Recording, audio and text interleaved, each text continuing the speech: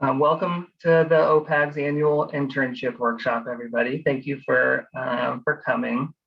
I'm Brock Partlow, and I'm currently the OPAGS chair, and I've had the privilege of serving on this board for the last 3 years now. And before we really get started, I just want to point out that we are recording this first hour of the workshop. However, we will not be recording the DCT breakout rooms. So that kind of just feels a little too private, I think, to record. So we'll just be recording this first hour.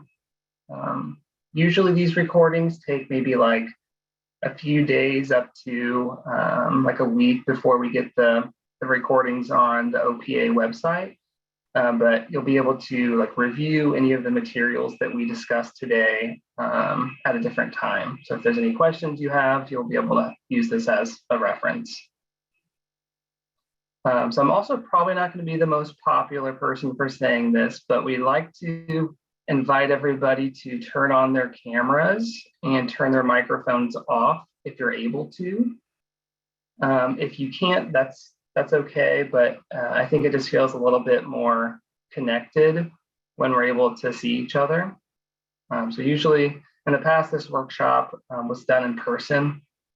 So to kind of simulate like a sense of togetherness, I think it'd be helpful if we can all kind of see each other. And if you guys, obviously you guys are grad students, so you guys know the drill that we like to have our cameras on when we're doing sessions. So I think I can actually move this slide now. Okay. Can everybody see that slide? Okay, perfect. So this is our agenda for the day. So we're currently doing the overview of the workshop at this very moment. And then just in a few minutes, I'll be sharing a super brief survey in the chat. And it's just going to be asking for your name and which of the breakout rooms that you would like to join. And so you can see the 3 breakout room groups and the times listed at the bottom here.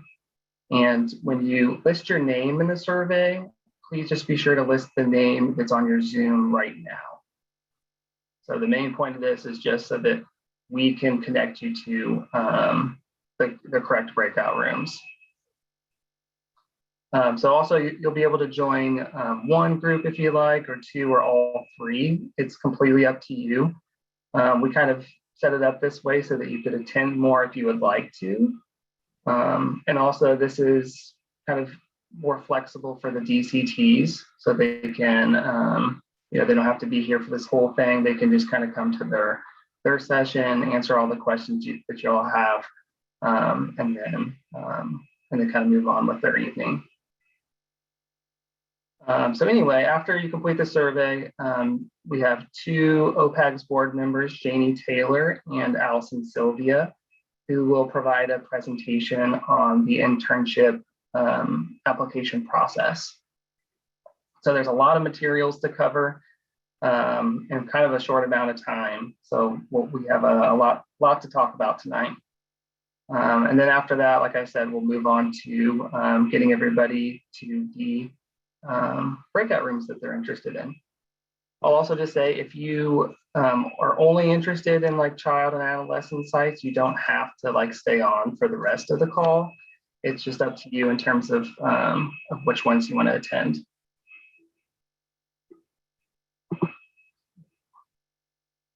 I'd also just like to give like a big shout out to the OPAGS board members that you see listed here. Everyone has put in a lot of work, not just in this workshop, but in some of the other workshops that we've done this year. And so this OPAGS board is actually wrapping up with this academic cycle, and we'll be looking for new board members. So several of us, about half the board actually, are moving on to internship, and some of these positions will become available. So just kind of a brief description of OPAGS. We typically meet once per month, beginning in September and ending in June. And so each board member is affiliated with like this OPA committee. So Taylor, she's our science and research chair. Artesia Dunbar, she's our chair-elect, so she'll be in this role next year. Allie Duncan is our continuing education chair. Stacy is our past president and current communication and membership chair. Allison is our advocacy chair. Janie is our social responsibility chair, and Paris is our diversity chair. So OPAGS board members will meet as a group once per month, and then they'll also attend typically one committee meeting per month as well. So there's more opportunities to get more involved, but those are kind of like the very basics of attending the board meeting and then attending your bigger OPA committee meeting as well. So if you haven't thought about it before, honestly, it's a great way to network and get familiar with very real issues that psychologists are facing in our state. And it's really kind of up to you what you make out of it. So there's a lot of flexibility in which events that we focus on and the initiatives that we support. So if you are interested, please reach out to Artesia Dunbar and she can kind of let you know more about that process. If you're thinking that you'd like to be involved, but maybe not at like an OPAGS board member level, we also have different campus representative positions. And we're really looking to kind of expand this role. So a lot of our OPAGS board members are from like Cincinnati, Xavier, and Wright State. And so I think it'd be great if folks were coming from different institutions, either as an OPAGS board member or as a campus representative. I think would be good for the board. And then of course, if you are not a student member for OPA, it's only $25. So even as for graduate students, it's really not that expensive. So please consider joining OPA. And of course, come to our events too. So I'll go ahead and post or paste the link in the chat here.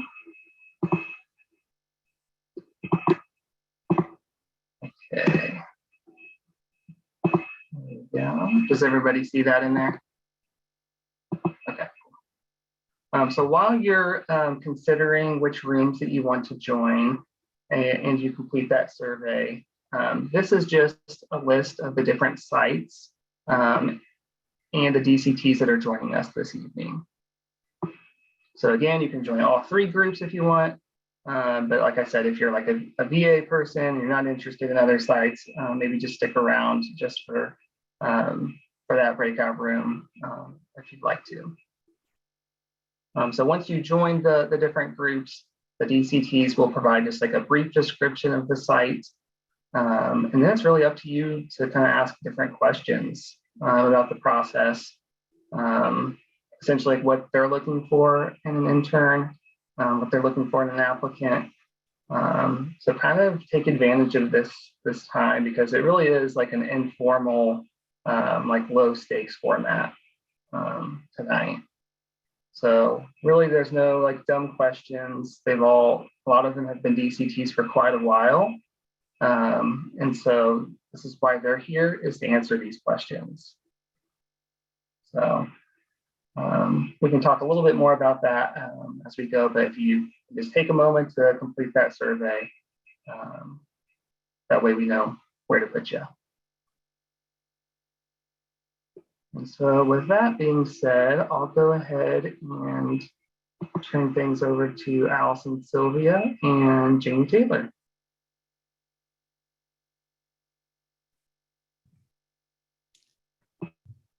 Janie, do you want me to start us off? I know I'm doing the first section, so. Yeah, yeah, go ahead. Also, I was able to give Brock slide control privileges, but I just unfortunately not seeing you on the list. So just let me know when you want me to advance the slide and I will. I know it's because you're so special. Oh, that's why you're not. That's how it feels. Okay. Yeah, just let me know. I'll let you know. Okay. This is, I guess I'll just take a moment to say, Janie and I will be kind of giving you a really quick crash course in applying to internship and all the different steps. I will try to infuse this, and I think we're both going to try and infuse this with our experiences because we just went through it. So you can go on to the next slide. Yeah, so I matched at the Cincinnati VA, specifically the Trauma Recovery Center. So I kind of picked a specific track and focus to do for my internship. And Janie also matched at a VA, Mountain Home VA in Tennessee, where she is doing more of a Gero focus. So we actually both did kind of focused in VAs, but we can speak a little bit to other application experiences too. I applied outside of VAs as well. So today we're going to cover completing the application, which is what I will cover with you. And then Janie and I will kind of switch off for these different sections. So we'll talk about what interviewing looks like, what ranking looks like, what it looks like to match, and then steps after the match. So we can, well, I guess before, for those who have their cameras on, can I get a show of hands of who is planning to apply to internship this year? Okay, we've got a few. So some of you are like being very proactive. Awesome. So it's just nice to hear where everybody's at as they're listening to this presentation, because some of you are like, wow, this is really coming up. Okay, we can go on to the next one. Okay, so to start out with completing the application, I think one thing that can be helpful is just kind of orienting to all the different websites and acronyms you need to know. These pages kind of have like walls of text. I'm going to take you through them kind of quickly because you'll have these slides. Don't get too bogged down in these different abbreviations. We were all joking about how we don't even know specifically what these are, but we kind of knew we needed to go to the different websites for different things. So APIC is your hub for internship information. It has information about different internship sites, postdocs, and it really is the place where I went to start to build my site list. So that's one of the first steps you'll do when you're applying to internship. I took a painfully long time doing it, but you'll look through all the sites that you might be interested in and start paring down to what you're really going to target. And APIC is a really good place to start. APIC also just has like other information about the internship process in general. So it's a good place to start like perusing if you don't want to dive in, but you want to get to know some stuff. You can go on to the next one, Janie. APPY. So APPY stands for APIC Application for Psychology Internships, which I don't know if we wrote out, but this is the applicant portal. This has your application materials, letter of recommendation, graduate transcripts, clinical hours. So like if APIC is where you get all your info, APPY is where your application lives. So you'll be going to APPY all the time. It's one of those things that like lines up in the universe, and it's actually very user-friendly.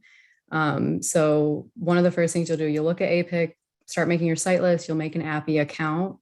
And then, yeah, it's very user-friendly. You add your sites to your APPY, and then your time to track links directly to your APPY, and your DCT approves your hours that way. I'm sure your programs will talk to you in more detail about that, but just to kind of orient you. So APPY is where your application lives. You can go on to the next one, Janie. NMS.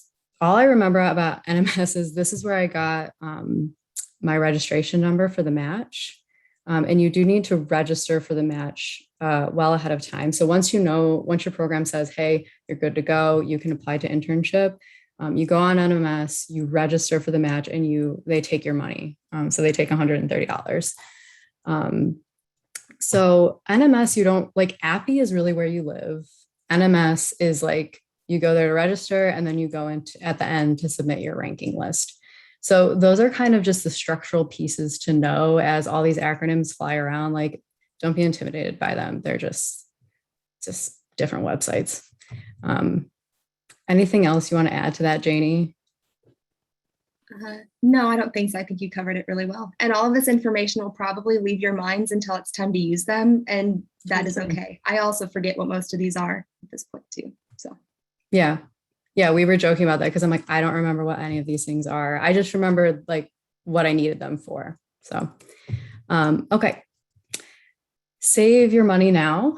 I guess if you're applying this year, even if you're further out, start saving your money. It does cost quite a bit of money to submit your applications and to register. As you'll notice in the third bullet point, it is $60 for additional applications above 15. So we'll kind of talk a little bit about this, but when you're applying to internship, they generally recommend around 15 applications. And they even disincentivize you from applying to more by making it more expensive. You can go to the next slide. There's me and Janie both use the OPAGS workbook, which we'll talk more about later. But in the OPAGS workbook, they show this statistic that basically once you start getting above 15 applications, like 11 to 15 range is where you're at a 91% match rate. Once you start getting above that, there's not really a lot of gain. So there's only like 1% more match rate. So really there's not a lot of gain of going above 15. So that's why 15 is kind of the magic number. Plus you save some money. You can go on to the next. Okay. Everybody like take a deep breath because I'm going to make you confront application materials. There are quite a few application materials and I was very like about all the things you need to do. So you can handle it. It is all about breaking it down. So I'm going to start by talking about the cover letter and CV. I didn't originally make this slide. I did cover letters last, probably like a little too late. So would recommend doing your cover letters ahead of time, but just to give you a little overview of cover letters. So a cover letter is something you're going to write to each of your internship sites that will tell the site, what your goals are and how that site is a really good fit with your training goals. It'll also introduce you to the site. It's concise, 2 pages or less, and it includes your contact information. So cover letters are a good thing to get different templates of. I got a few different templates and kind of picked and chose the ones that I like to kind of adapt my cover letter. CV was actually the very first thing I did. And we'll summarize this in a timeline later. So one of the first steps is getting your CV in order. I'm sure all of you know the CV is an overview of your professional accomplishments and qualifications. When I was going through, mentors I worked with really emphasize kind of putting your clinical experiences right up front because internship year is primarily a clinical training year, even if you're going to a research focused site. So you really want to demonstrate that you have a lot of clinical proficiency very clearly in your CV. But there's a lot of other things that goes into a CV, which are listed here. No page limit on the CV, but, be judicious about what you include. Like you don't need to include your like 5th grade science fair presentation. Okay, moving on. Brock, I'm going to trust you to like message me if I'm going too slow. Okay. Thank you. No sense of space and time. Okay. Essays are kind of, once you get your CV in order, I moved on to my essays. Essays, unfortunately, there are 4 500-word essays, which feels like a lot. And they're really supposed to go together as a package that kind of tells your professional story. So for me, I was really focused on applying to sites that had a strong focus in trauma training. And I actually started my program focusing on neuropsychology. So I worked a lot with my mentor and other faculty on like, how do I tell this story of how I got from neuropsychology to wanting to be intervention focused, trauma focused. That's the kind of thing you want to kind of explain and help make sense of when you're applying to your site. So again, they go together as a package and they help show your different professional and personal strengths and kind of who you are. The essays are a bummer, but they are one of the more like creative places of your application. So have some fun with it. Balance professional and personal with your essays. So this is why I would recommend, which is in one of these bullets down here. So balancing professional and personal is one of the challenges of the internship essays. You want to show the site who you are. You want to stand out and be an individual, but at the same time, you don't want to be, I don't even know how to say it. Like you don't want to cross a line into too personal, not professional enough. That's why I would recommend getting your essays done early And then having multiple reviewers, they don't even need to give you a ton of feedback. They can just say, oh, like, I didn't really get this, or this didn't really make sense to me. I had like one friend who was good at writing, read it, my mentor, and my DCT, and they all kind of had different perspectives. Respect the 500 word limit, absolutely. And proofread. I think those are bolded because they're very important, but I'm not going to belabor the points. Moving on. Okay. So again, 4 essays. First one is autobiographical. This is where you state your goals, and kind of, this is the most personal, the most kind of telling your story through time, and how you got interested in psychology and what you're passionate about. Yeah, you highlight important experiences and how they have shaped you as a professional. And you really want to be starting to set up your other essays, showing the people who are going to read it, like, these are the things that are important to me, and these are like points I'm going to hit as we go through the different essays. Yeah, orient your reviewer to the application. Theoretical orientation. I found this one the most difficult. I find it like a lot of graduate students maybe aren't 100% clear on what their theoretical orientation is. We're playing with different approaches. We're learning different approaches. So I found this one challenging. But you do focus on your personal beliefs about how you want to approach clinical care with clients. So you don't want to go through just like summarizing a theoretical approach and giving them a textbook. You want to tell them what your approach is and why you believe in that, and potentially like why you could grow or why you integrate different parts of different theories.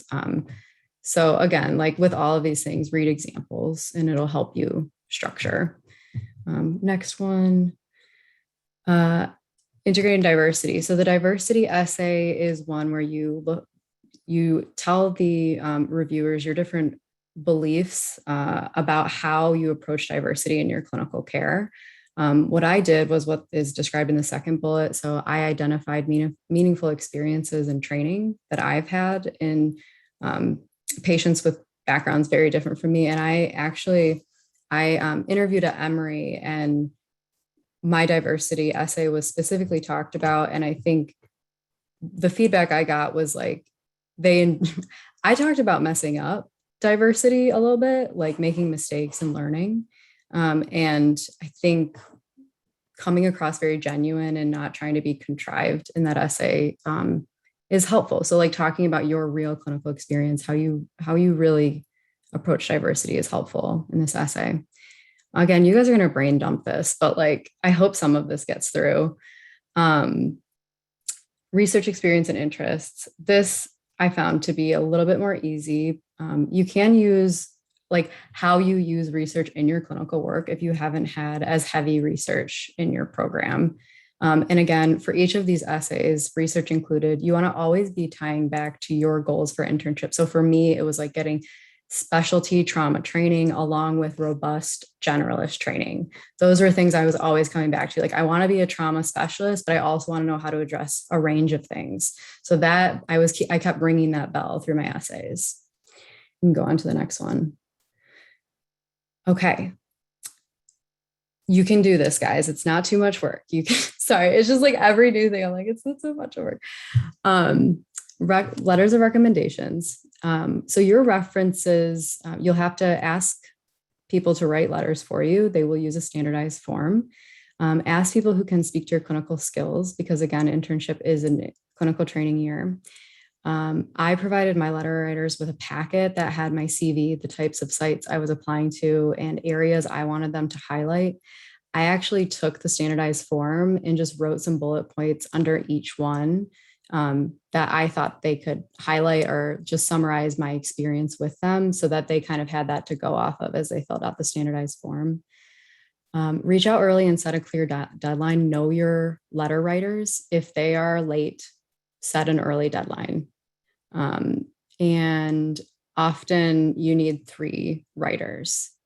So you could ask your mentor or faculty who knows you well, and then 2 other clinical supervisors. I think next slide. This is the standardized form that you'll have to fill out, at least the beginning of it. You can find this on APIC. So make sure to look out for that. You can go on. Okay. Work samples are, in my experience, kind of rarely used, but they are required by some sites. And I do know people who are like totally blindsided by needing work samples and then we're like desperately trying to get one at the last minute. So like get your work samples ahead of time, read your brochures ahead of time so you know what your sites require. What I did was I went to one of my sites that I was currently at and I asked for a de-identified psychological report to be released to me so that if I needed it, I could use it. I only used it for one site, but I had it just in case I needed it. They do need to be sufficiently de-identified and I pretty much always approved by the clinical site you were working at. So, and approved by your DCT for us. So make sure you think about work samples ahead of time. And if I didn't say this, work samples are like a treatment summary or a psychological report. Like, sorry if I'm not being 100% clear. The last thing, which is actually like the very first thing I did, was got my hours in order. So get your time to track in order. Ask questions, get help if there are ways that you don't know how to code certain hours, you don't know what to add. Ask questions, get help, get those hours squared away early. Next slide.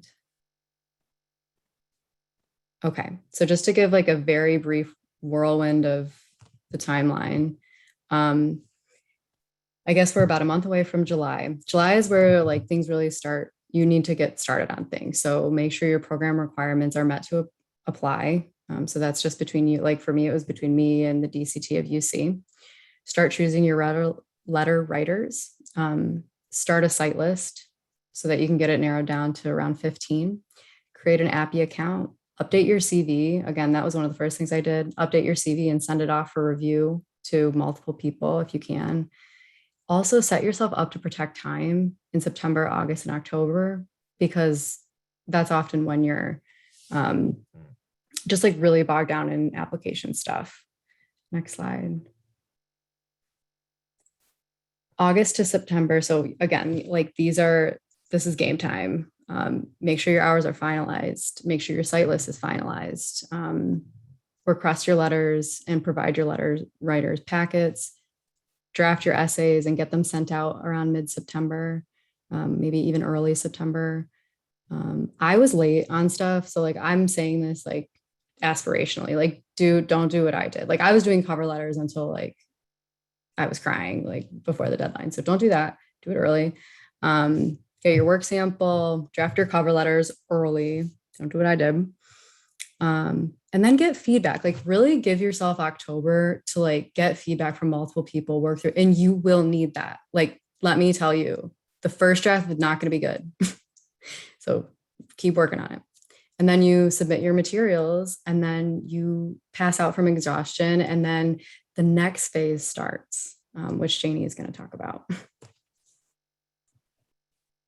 Thank you, Allison. All great points. And at any point, Allison, just feel free to jump in if I forget to like nod to you if you want to say something. So I'm going to talk about the interview process, including the scheduling component. So once you send off all of your applications, there is an excruciating long couple weeks where you wait to start hearing back from sites. And then you'll start hearing back and they'll just kind of trickle in through kind of late November through December. It's, I think, very uncommon to hear back by January, but sometimes you might get like the few stragglers who, due to some reasons, get back to you pretty late.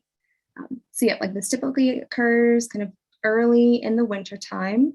Most sites will send emails, but there are some that will call. Like the first offer I got was through a telephone call while I was at practicum, which was like, I don't know, very, very stressful. But they don't do it to be intimidating. Usually it's like the sites really want to talk to you and hear from you and give you this news over the phone. So don't be too intimidated, but expect that might happen. And usually in the brochures, I think sites will indicate whether or not they'll send you their notifications by emails, phone calls. You want to respond as quickly as you can. Usually in my life outside of internship application season, like I don't respond to emails past a certain time at night, but this was an exception I made where I almost always had my emails like on my phone, on my computer, no matter what, because I think everybody's going to be doing the same thing, or at least most everyone. So you want to be as quick as you can because there are limited availabilities of interview slots and you want to get a time that works for you. And just always, of course, be professional and courteous in your response emails. Even if you get, I think, a rejection, which happens to everybody, you will get them. And there's nothing that makes it less painful. It's just, I think acceptance and feeling the feelings. Even then, like, I sometimes responded to those rejection emails just to say, like, thank you, because you never know what's going to happen in the future. That was my own personal preference, but I don't know that it's expected to get that. Allison, did you want to say something? Okay, cool. Also, in terms of scheduling, you want to be really proactive. So what was helpful for me, and I think for Allison too, was to create even just a calendar beforehand of all of the potential times that sites might offer you in their brochure, of all of their interview dates, and then just start checking them off once they fill up. It's best to, once you get an invite from a place, maybe pick a time that doesn't have a lot of overlap with other sites. That way, once you start getting more emails for interview offers, you still have some availability. I think some sites will be really flexible with you. If all of the times that they offer you don't work, you let them know that, and they will work for you to try to find something that will work for you and for the site as well. Another important piece is talking with your practicum supervisors early, even before you start scheduling, to let them know that this is coming up for you and to figure out how you can be flexible with them in scheduling around clients or other clinical responsibilities. All right, so I think for both of us and a lot of our peers, a lot of our interviews were virtual this year, as same as last year. And it seems like that will be kind of the format moving forward. It's really efficient and cost effective for applicants as well as internship sites. You do miss out on a lot of the kind of interpersonal, like meeting people face to face and getting to see the site and the city, which is a huge bummer.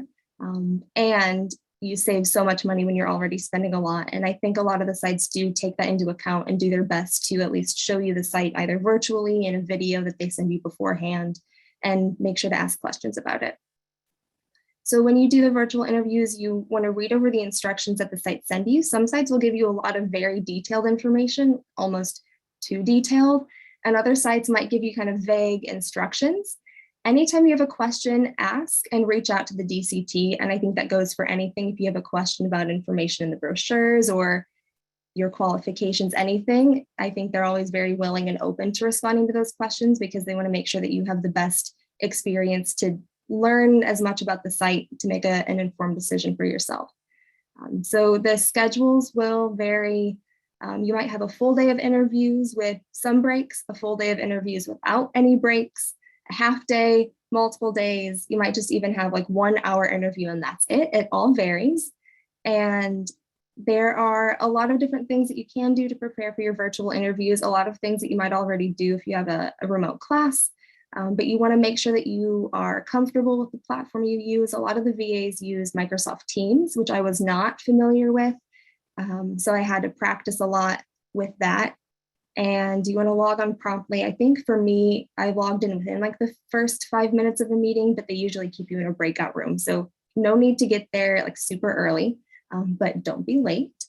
And you want to check your audio, lighting, Wi-Fi connectivity beforehand, and something that was helpful for me was to practice my video during a time of day that I would be doing my interview. That way I could see what the lighting was like in my room at that time, what the noise level was like outside, and also adjust accordingly. So if you need a lamp in your room, add that. You know, these things, we've been on Zoom for like a million years at this point. You also want to interview in a quiet, distraction-free space. That's helpful for you, so you're not distracted by things, but it's also helpful for the people on the other end. This is the room that I was in for all of my interviews. I don't think I had this frog thing here. I moved that, a little unprofessional, but everything else was here, and I think it was fine. You want to show some personality. You know, it can help you kind of boost who you are if you're feeling nervous and it's hard to communicate some of that. But if you feel more comfortable with just a blank wall, that is totally cool too. And you can't go wrong with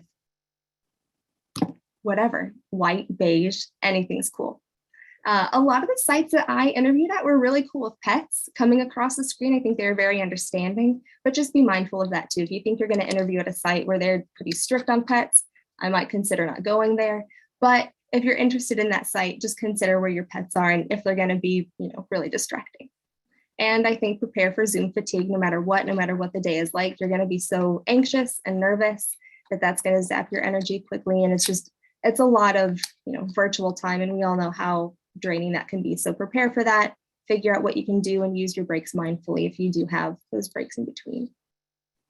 Allison, do you want to add anything to that? Okay, cool. We did not do any sort of traveling in person for interviews, so I will speak very quickly to this slide. I do know that some of the people that some of my peers did have to do some traveling, and that was mostly for forensic sites or prisons. I know that they did in-person interviews, but I think all of the VAs that I was at did virtual. You want to consider the timing, and if you have several different places that you're planning on traveling to, try to coordinate your flights and also your interview dates. So if you're going to be on the East Coast for a few sites, try to do all of those around the same time, and the same for really anywhere to help reduce the cost as much as you can. All right, so when you're preparing for interviews, you really want to do your homework, scour the brochure for all the information that you need, and then do it again to make sure that you have everything you want. Prepare your questions beforehand, come up with some general questions that you would ask any site, and then also some specific questions to that site, like based on the rotations that they have, based on the city, the location, wherever it is. And it's really easy to get some sites confused with other ones. So I applied to all VAs, and a lot of them were a generalist track. And so they all had a very similar brochure layout, very similar rotations. And I had to make sure that I was asking my questions and writing out my notes in ways that I could remember which site I was asking questions about, because you don't want to ask a question where they know you're not talking about their site. I think a lot of people are very forgiving of that. I just know that I would feel totally mortified if I did that. So I think I over prepared in that way. And Allison is, I can share Allison, but she was really kind to share her kind of cheat sheet that she made for some of the sites that she interviewed at to structure all of her notes. I think this is really helpful for Allison, and this is something that makes her feel more comfortable and secure and preparing. For me, I think I just like word vomited on a page all of my notes and questions, maybe typed a few things, and that was sufficient for me to feel prepared. So really find what's comfortable and helpful for you and do that, and be consistent. And don't worry about what somebody else is doing if it really matters on like what's important to you and helpful to you. Yeah, sorry if this gives people anxiety. This is a product of my anxiety, because like then I know it's all there and I can't miss it, So that's just, I'm being weird. All right, so now we're going to move on to what you should wear and what not to wear. If you are interviewing in person, obviously you want to be fully dressed, head to toe, looking really great. If you're on Zoom, it's really just torso up. I think I wore nice yoga pants to a few of my interviews. I never wore shoes, but I always had a blazer on, and that worked out well for me. I've seen people wear some colorful blazers, more muted colors though, but I think the rule of thumb to be safe is to wear kind of darker colors, either black, gray. And also I think make sure you know what it looks like on screen. On the slide where, it says like wear good quality blazers, suits, those tend to cost more. I wore like, I think a $15 blazer, and on Zoom, it looked just as nice as like a $200 one.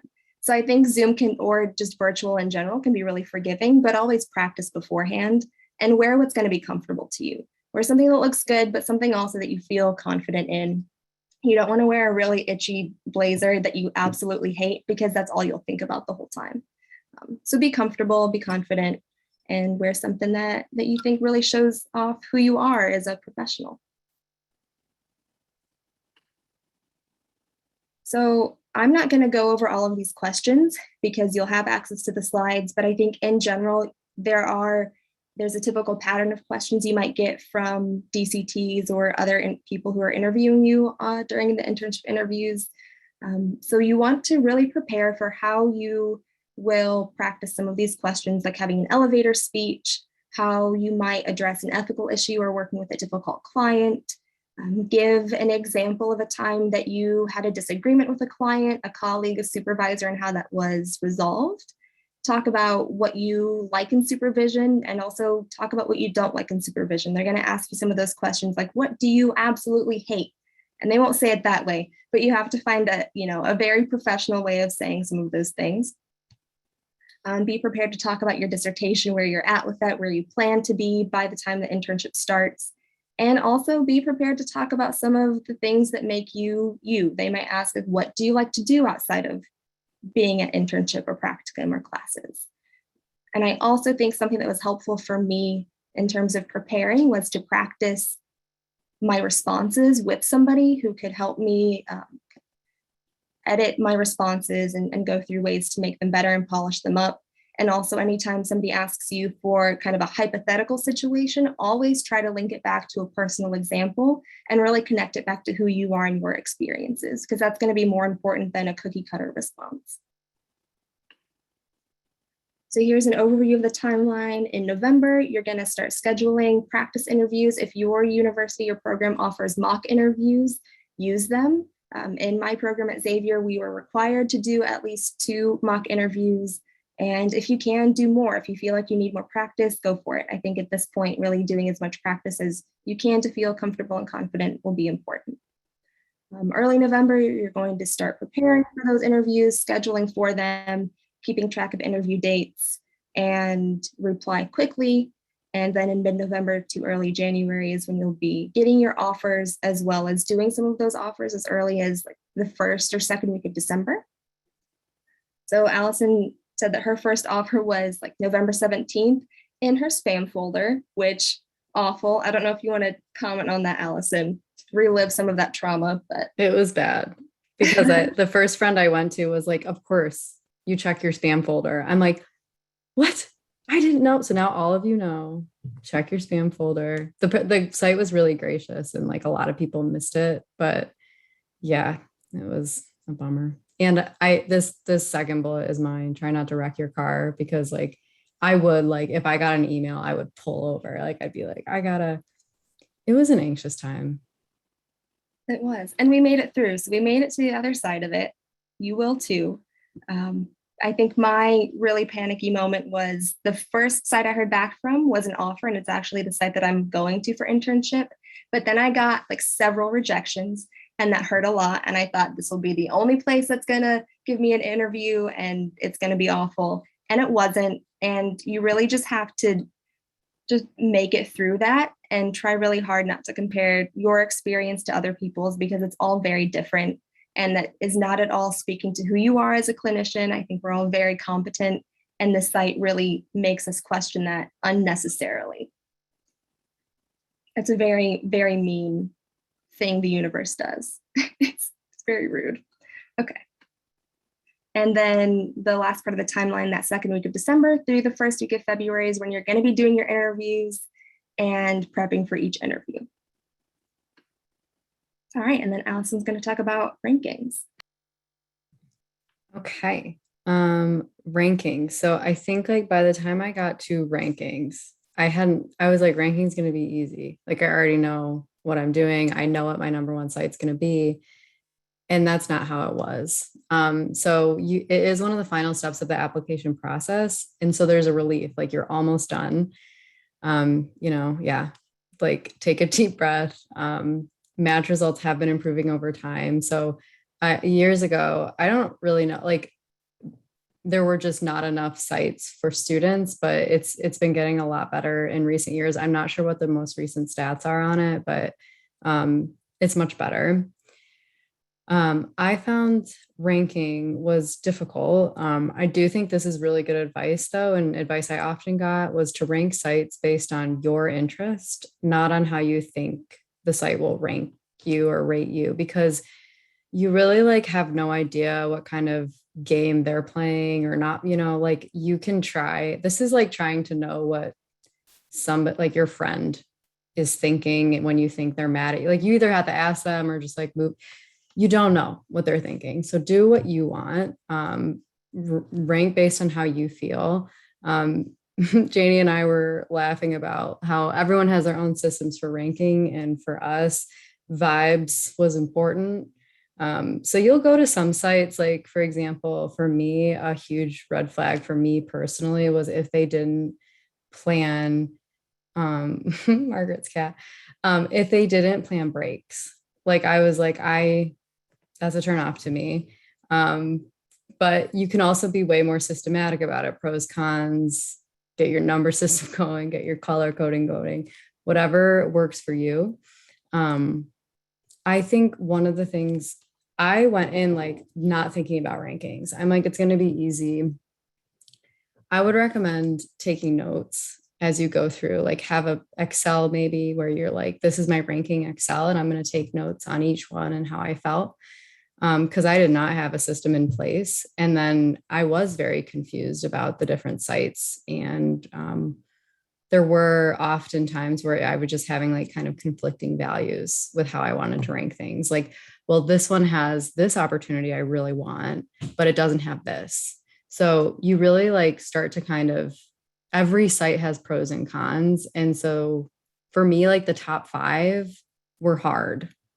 But everybody's different too. Like when you're talking to friends at this time, I think everybody I talked to struggled more than they expected with rankings, but everybody was having a different struggle. Like some people, oh, I know my top 3, but like after that, I have no idea. Or like, oh, I didn't like any of the sites. I don't know what to do. Or, like it really varies. So make sure you take some good notes and get some good support when you're working on this rankings. Cause I think for me, that kind of blindsided me.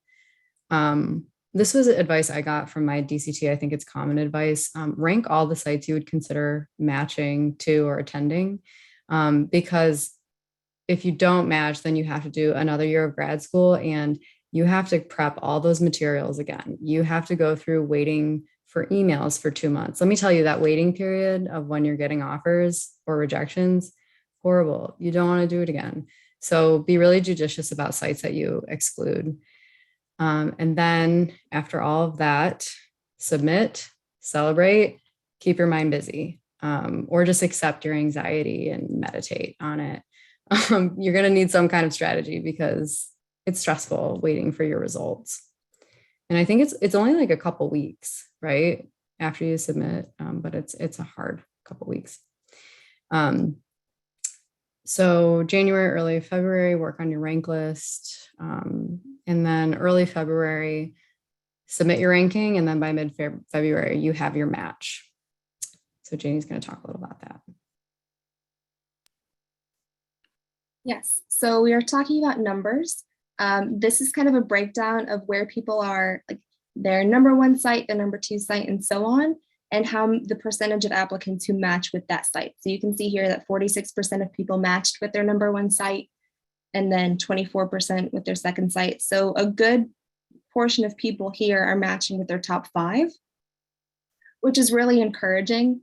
And I'm hoping that the people who are included here, those who are ranking sites based on their personal interest, not trying to like play the algorithm, which you will find out the algorithm is heartless and does not care. So you really have to rank sites really based on where you want to be, and really what's important to you. So if you don't match, and it happens to the best of all of us, and it also happens to a lot of really amazing sites where they just don't match with any students, and you're gonna feel terrible about this. And again, it's kind of something to just accept and experience. But I don't think that it really speaks to who you are as a clinician if it does happen. It's just, again, like we are these really complex, amazing people, and then we get computed into this algorithm that has no feelings, and sometimes things happen. So again, allow yourself to feel upset. Don't panic, because you will go into phase 2, and there are, again, amazing sites that are here in phase 2.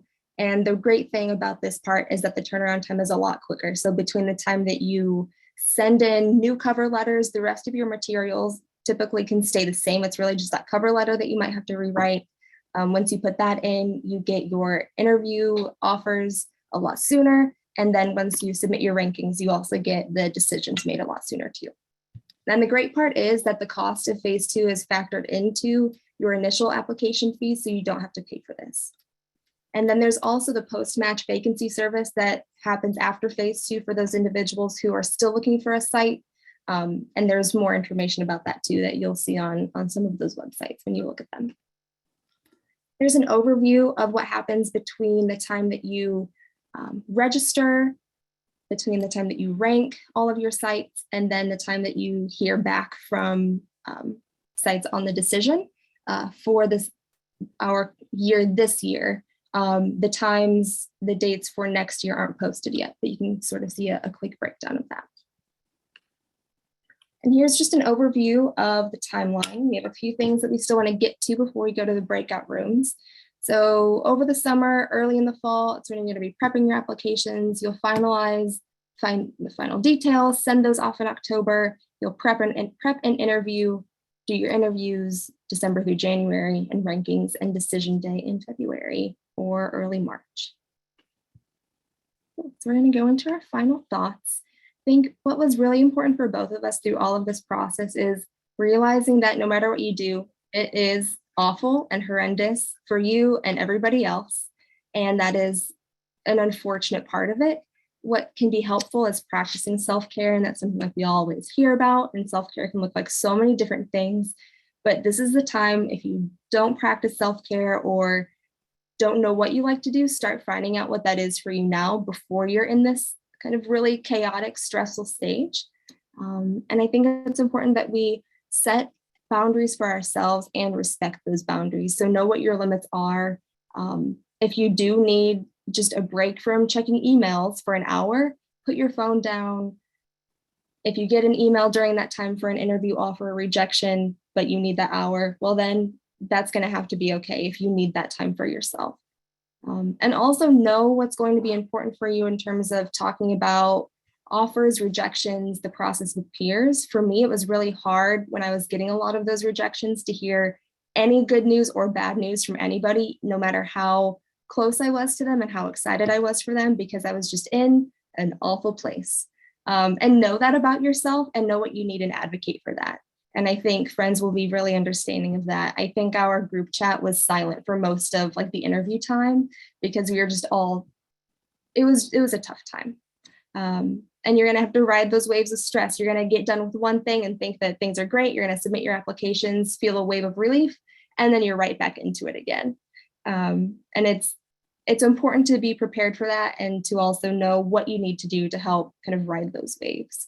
And Allison, I don't know if you wanted to add anything else to this. Okay.